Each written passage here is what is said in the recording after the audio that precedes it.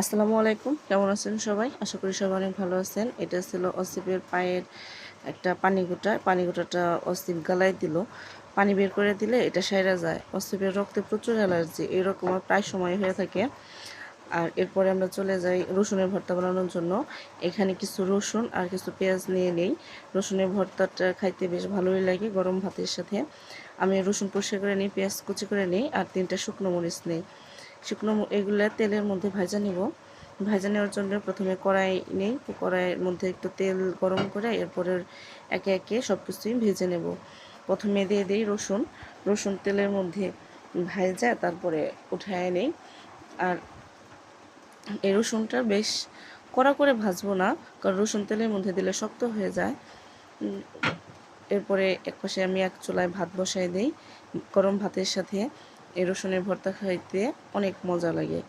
আর রসুন উঠায় রসুনের সেই তেলের মধ্যে দিয়ে দিছি পেঁয়াজ কুচিও হালকা ভেজে নেব, খুব একটা লাল না, হালকা মোটামুটি। পেঁয়াজ উঠে সেই তেলের মধ্যে আবার দিয়ে দিই শুকনো মরিচ। এই শুকনো মরিচটা অনেক ঝাল, তাই 3টা দিচ্ছি মাত্র।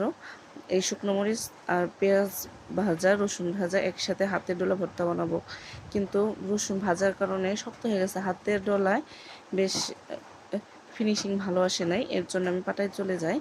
পাটায় গিয়ে একটা বাটা দিই। একটা বাটা দেওয়ার পরে ভর্তাটা খাইতে বেশ মজা লাগে, কারণ রসুনটা বেশ মেশ হয়।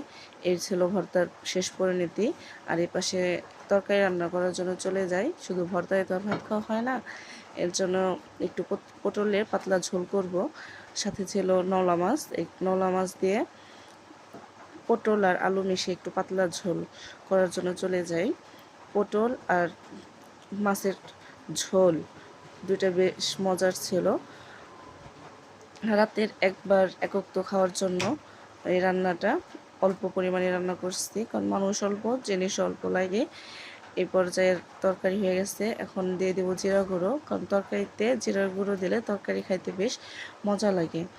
এরপরে ওসিফের দাদা বেশ কিছু বাজার ছিল, এর মধ্যে ছিল ধুন্দুল, চিচিঙ্গা, পাট শাক।